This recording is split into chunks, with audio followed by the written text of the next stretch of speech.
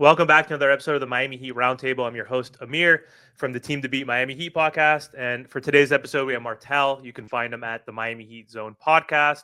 And we have another special guest joining us today on the roundtable. We have Greg Sylvander from the 5 Reasons Sports Network. Thanks for hopping on, Greg. Thank you for having me. It's been a long time coming that I get on the show, and I'm happy to be here. We can chop it up on some Miami Heat basketball. Awesome. Appreciate your time again. So, Greg, the Miami Heat are not off to a good start, as we know. But luckily, the East is really bad right now. There's only 4 teams that are above 500, which is crazy. I had to check and see the West. There's 10 teams that are actually above 500, and 11th and 12th seed are both 500. So, luckily for the Miami Heat, we're the 5th seed, which I think is just unbelievable since we've had an up and down season so far. And my first question to you, Greg, is with the East being such a mess, do you think the Miami Heat can turn this around this season and avoid the play-in for the 3rd consecutive season? I actually do think they can avoid the play-in, and it has a lot more to do with the fact that the Eastern Conference is such a mess than that the Heat have their stuff together. And I think that they can get to, at least if they can figure out a role for Terry. And I think that when he comes back here from injury, it'll be an interesting move to see if Spoelstra brings him off the bench. If they can figure out a role for Terry, the way Tyler's playing, if Jimmy can round into form, there's a way that they can finish in the top 6. They're 5th now, a game below 500. I wouldn't have predicted that would have got them the 5 seed. I don't know that it'll get them the 5 seed all season. So like that's another thing to consider, is that the East could get better as the season progresses. But right now it's forgiving enough to where I think they can get out of the play-in, but it has a lot more to do with that the parity in the East is so vast versus the Miami Heat have looked so great. Because as you kind of alluded to, it's been a rocky up and down start to the season. And I think a lot of it has to do with, kind of the head of the snake, Jimmy Butler, and his availability and such. Yeah, which of the 3 teams, so just a quick follow-up, like we expected the Pacers, the Sixers, the Bucks to be ahead of us in that tier. And so which of those 3 do you think are you most confident will figure things out sooner than later? Out of the Pacers, the Sixers, and the Bucks, you said? Yeah, because those are 3 teams we thought would have been ahead of us, or we had to fight to leapfrog eventually to get into that 5 or 6 range. And I'm with you. All 3 of them are underperforming right now, especially the Sixers, which we got to love to see, obviously. Yeah, the Bucks, they're figuring it out. I trust Giannis more than I trust Embiid, right? I do. So. As much as we predicted that Milwaukee could fall off a cliff, I think of those 3 teams, that team will probably, quote unquote, figure it out most. I don't know what that looks like. Figure it out. Like the definition of that can mean a lot of different things. I also expect Indiana will figure out enough offensively to be relevant in the playoff push and be a team that is vying for a seed out of the play-in. For me, Philadelphia is a mess, and I don't know how they fix that. And they're kind of, although I think they got a victory today, they've been in a place where if you fall too far down in the Eastern Conference, it can get weird. So they got to watch for that. So I think that that's a thing where of those 3 teams, I probably trust Milwaukee to finish the best of the 3. And that's kind of funny to say that because Milwaukee seemed like they were falling apart not too long ago. So, Greg, what should this team do with KEL'EL WARE? We see what McCain is doing. We see what Dalton Knecht is doing. Now they kind of have similar roles in terms of they really have to go out there and help their team right now compared to KEL'EL WARE, where we have stacked up veterans like Kevin Love. We're trying to have Jovic out there. What do we do with KEL'EL WARE? Do you think he's ready? Do you think he should be getting more playing time? Where does he really fit on this roster? It's a great question because it begs a bigger question of what the Heat should be prioritizing right now. Like, are they good enough to just be playing veterans, or should they be maximizing their young talent and letting those guys grow?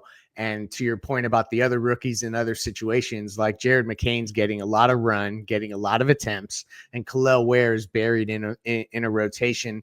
At times, he was even behind Thomas Bryant. Luckily, that's not the case anymore. So it's just it exemplifies how much more KEL'EL WARE has to overcome to get in the relevant rotation versus a guy like McCain or the kid out in LA as well. He's been playing very well. I think that it's a situation where You have to be patient with him. The Heat have hit on their draft picks recently. They've done really well. So I trust that he's a functional, good player. The question is just going to be, can he contribute in the window that you have left with this core group of, and when I say core group, I think it's kind of the four guys that have been here since Jimmy arrived: Jimmy, Duncan, Bam, and Tyler Hero. Can KEL'EL Ware help that group? If the answer is no, it does kind of beg the question of, could you have picked a more NBA ready player, maybe at a position that you think you could have inserted and played right away? That'll be something Heat fans can debate. I think Ware eventually will be a functional, good player, but the ultimate marker for that, unfortunately for Miami, is going to be, can Bam and Ware play next to each other? And if the answer is no, Heat fans are going to ultimately not love that was the direction they went on draft night. Now with Bam Adebayo, listen, I'm a huge Bam Adebayo guy as well, because what he's been able to do at 6'9", undersized, with the roster that he's been given compared to all these other teams that have, all this great defenders around them. What do you think is going on with Bam Adebayo? Because, they've crowned him king. They've crowned him as the franchise guy. But then at the same time, it seems like he's regressing. I know we have a new offense, and of course that's going to take some time to get adjusted to. But especially on the offensive end, when we need him to score, when we need him to be aggressive, he still seems like passive. He's not really, stepping up like how we would think that he would, especially coming off of the Olympics. So what do you think is going on with Bam Adebayo? So Bam started out the season struggling. And to your point about like being a big Bam guy, I coined the phrase "no ceiling" for a reason. I love what Bam Adebayo brings to the game. I think he is a pillar of the franchise. There's no bigger fan of Bam Adebayo than I. He's right behind me, dunking on a Boston Celtic. If you can see, I'll move my head there. I always like to make sure and rub that in whenever we can dunk on a Celtic. Anyway, back to this. This is the thing with Bam. I was really surprised by the way the season started, because the preseason looked like he had figured some stuff out. The Olympics seemed like he had figured some stuff out. And then it all went out the window as the regular season started. And so that was confusing. And it was the first time that I can remember Bam's offense impacting his defense. Usually, like, he could be struggling offensively and the defense is still there. Early this year, it was the one weird moment where I feel like you could see that it was impacting. But this is the good news. They've played 9 games in November. So they've turned the page from October to November. And in those 9 games, in 38 minutes, he's averaging almost 19 points. He's averaging 10 rebounds and 4 assists.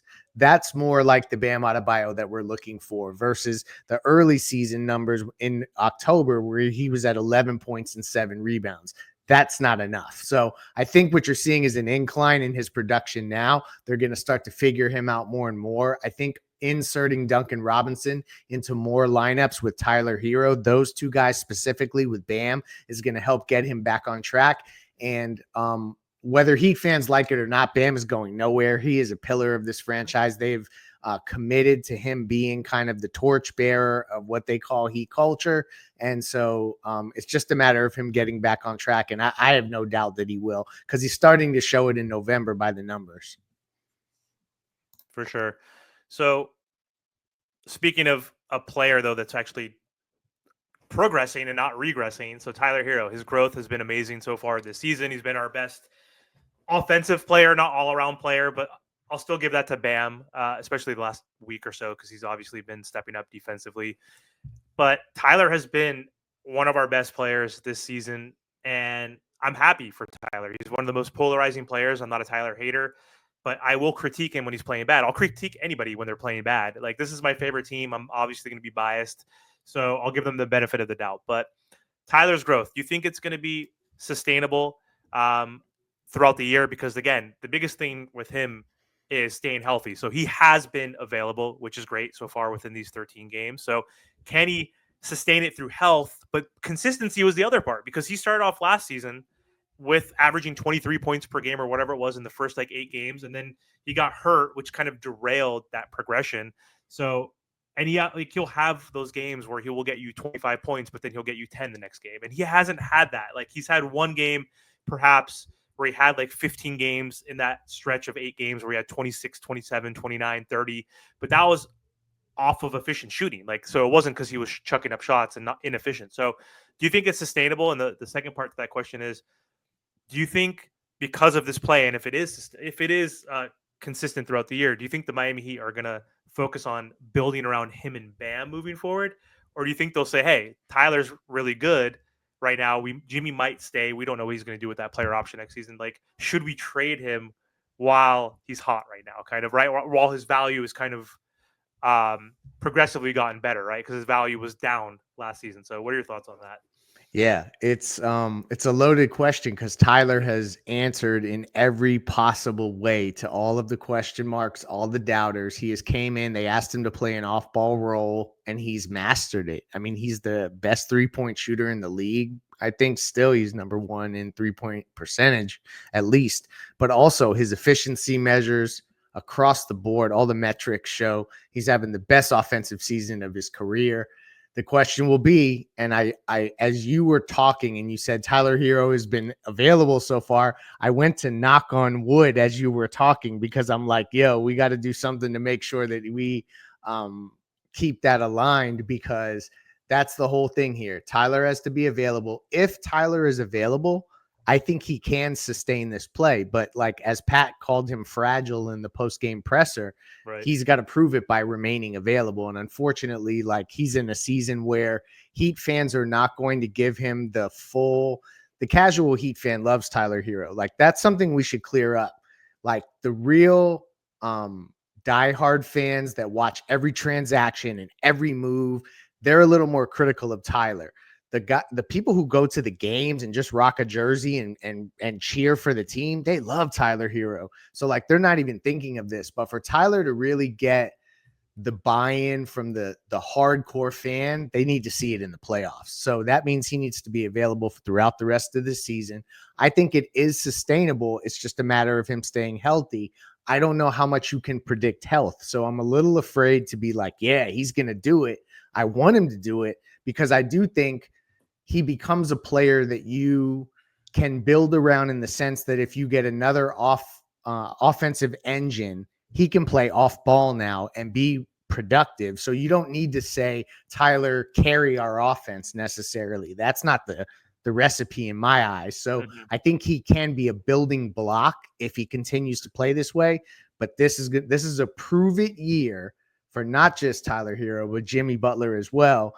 If you're not available, I think the Heat say sayonara. But if you're available, I think that the Heat are interested in you sticking around. And that's a interesting moment for the Heat organization to be in. But that's what they have kind of broadcasted, Pat Riley being the loudest among them.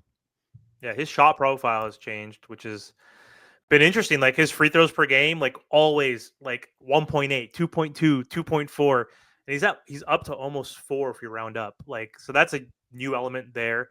And obviously his profile is no more mid-range shots, which is kind of crazy. Like he's actually getting to the rim versus doing that early floater, which has gotten him in trouble and got him injured multiple times. But like he's actually taking that extra dribble. He has that muscle that he added on, and he's actually finishing at the rim and then obviously shooting 46% or whatever it is from 48% at one point, which is just unreal. Like that's obviously going to regress to the mean, but like if he's shooting 42, 43%, 4 times to the free throw line per game, maybe 5, finishing at the rack, like I agree with you. As long as he's healthy, he should be fine. So go ahead, Martel, hop in. So you talked about being available. And don't you already think that Pat Riley was already right when it comes to Jimmy Butler? Now, I know he got hurt and he rolled his ankle, and tomorrow he's questionable, like with an illness. What do we do with Jimmy Butler going forward? Only because do you also believe in paying players for what they've done in the past when they already technically gave him his money? They gave him $150 million already, But then also, too, there's a lot of Miami Heat fans that will also argue that the Miami Heat never really got Jimmy Butler the help, which I kind of think is 50-50, like when it comes to injuries. And then at the same time, I think they took the undrafted thing just a little bit too far. So what do we do with Jimmy Butler going forward? And do you think over this Jimmy Butler run, has the Miami Heat given him enough help? Oh, those are 2 huge questions. Let's tackle the help question first. I would just say this. maybe they like the Dame trade is the one that's always going to stick out for me. Okay. Like, I don't care what anyone says, and people in the organization will say Portland never even gave us a chance to negotiate. I don't care. You don't get a pass from me. That was the move you had to make, and they didn't get that done. But independent of that, when people say Jimmy has not had enough help, I often want to remind everybody that the prized free agent signing of 2021 was, and I think 2021's the year, don't quote me on that. Kyle Lowry was the guy. Jimmy asked for him specifically, like went to the organization and said, get my guy. And they So got his guy. So hold on, Greg, because I always talk about this and they always say stop talking about it. Why did Jimmy not get on Kyle Lowry the same way that he would get on Bam, the same way he would get on Duncan and everybody else? He brought Kyle Lowry over here, and all Kyle Lowry, he was doing the opposite of everything. He knew this was Heat culture. He knew that. Now, I know a lot of people will say, oh, well, you know, he was never in shape, this, that, and the third. He knew where he was coming. Correct. And you know what I'm saying? And Jimmy brought him over here and never held him accountable. And even when they were going to trade him, I think maybe like 2 years ago, right? When Jimmy went to the podium, he whispered in a mic and said, Kyle Lowry's not going anywhere. Yeah. No, and it's a situation, and Kyle ended up getting traded. So it's a weird scenario where you would have thought he would have came, understood what he was buying into, and it would have been a seamless fit because Jimmy is bringing him in. Like when we think back to when Dwayne brought in people, they were bought in immediately. Or like when not just Dwayne, but the big three brought in guys like Shane, like, you know, whoever when Birdman came in, everyone knew what time it was. And it seemed a little bit like Kyle came into a situation and then was like, whoa, the standards are like this. I'm not trying to get into all this. You're being a little bit too dramatic with the body fat tests and all of the stuff you have to do physically to be in shape. And it's just a weird situation where I just think people need to keep perspective in that they have tried to do right by Jimmy. The only player that Jimmy Butler to this day probably would argue with the franchise that they should have kept was PJ Tucker, although he would be wrong because PJ Tucker has been awful since he left. That's a guy that I think Jimmy really wanted them to keep at least for one more year, and they did not. So that the getting him enough help, I think that he's had enough help to get to 2 finals, another conference finals. So that's big.